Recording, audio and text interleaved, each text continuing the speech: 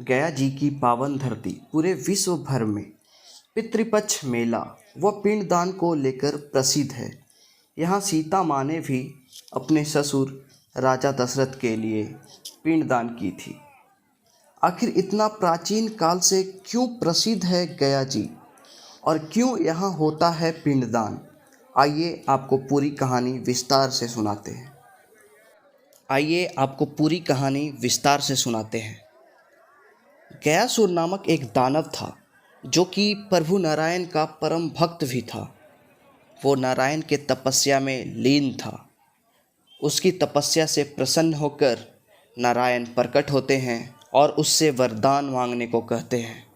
गयासुर वरदान मांगता है कि जब भी मैं अपने तपस्या में लीन रहूं, उस समय जो भी जीव मुझे स्पर्श करे या मेरे दर्शन करे, वह यमराज और उनके दूतों के बंधन से मुक्त हो जाए, उन्हें मोक्ष की प्राप्ति हो और वो वैकुंठ गमन के अधिकारी हों।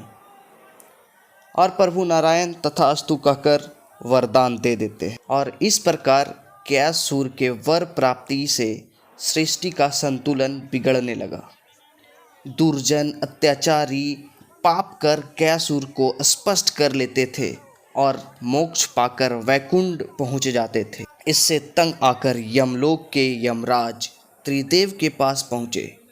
अपनी समस्या रखते हुए उनसे कहा, प्रभु आपने जो गयासुर को वरदान दिया है, प्रतीत होता है कि किसी को भी पुण्य प्राप्त करने की आवश्यकता ही नहीं है। यज्ञ आदि में किसी की रुचि भी नहीं रही। कुछ कीजिए प्रभु, सभी देवता निर्बल होते जा रहे हैं।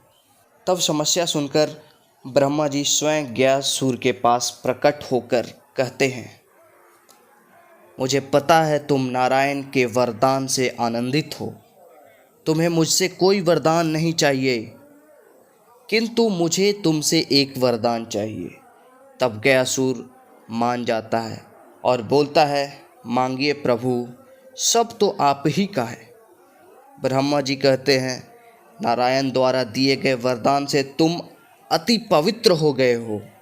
मैं तुम्हारे शरीर पर यज्ञ करना चाहता हूँ और उस समय कोई भी जीव तुम्हारे आसपास ना आए। गयासुर मान जाता है और गयासुर जमीन पर लेट जाता है।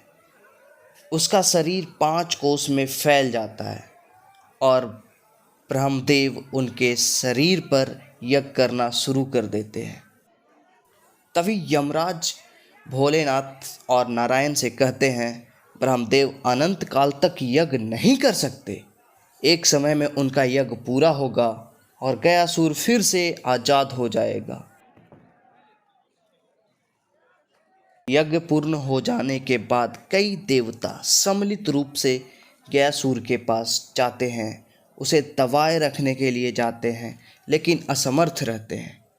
इससे चिंतित होकर सभी देवता महादेव का आवाहन करने लगते हैं और अंततः महादेव उन सभी के समक्ष प्रकट होते हैं और बोलते हैं, इसके पास इतना बल का कारण नारायण का वरदान है, तो आप लोग नारायण का आवाहन कीजिए। सभी देवता नारायण का आवाहन करने लग जाते हैं। तब नारायण स्वयं प्रकट होकर गयासुर को अपने चरण से दबा देते हैं। तभी गयासुर कहता है, हे प्रभु, मैं तो आपके चरण तले स्थान पाकर धन्य हो गया। प्रभु, यदि आपकी आज्ञा हो तो मैं पूरा जीवन अचल आपके चरण के नीचे रहना चाहता हूँ। तब नारायण उसे आदेश देते हैं कि तुम धरती में समा जाओ, ताकि कोई भी अपने पापों के प्रायश्चित किए बिना मात्र तुम्हारे निकट आकर मोक्ष ना प्राप्त कर सके। गयासुर मान जाता है। तब प्रसन्न होकर नारायण एक और वरदान मांगने को कहते हैं। गयासुर कहता है, मैं तो आपका भक्त हूँ प्रभु, और आपके भक्तों को जन कल्याण ही सूझता है। इसलिए आप मुझे वरदान दीजिए कि आप मेरे हृदय में सदैव, जब तक सृष्टि रहेगी, श्री विग्रह रूप में रहेंगे प्रभु। और इस क्षेत्र में जो भी अपने पूर्वजों का पिंडदान करने आएगा, उसे सद्गति की प्राप्ति होगी। और नारायण तथास्तु कहकर वरदान दे देते हैं और कहते हैं, मैं वरदान देता हूँ तुम्हें धरती में समाने के बाद तुम्हारे ऊपर की भूमि को पवित्र गया जी कहा जाएगा और जो कोई अपने पूर्वजों का पिंडदान इस भूमि पर करेगा उसके पितरों को सद्गति प्राप्त होगी। और जिस दिन इस पावन भूमि पर पिंडदान होना बंद हो जाएगा उस दिन तुम्हें धरती के ऊपर आने की अनुमति है।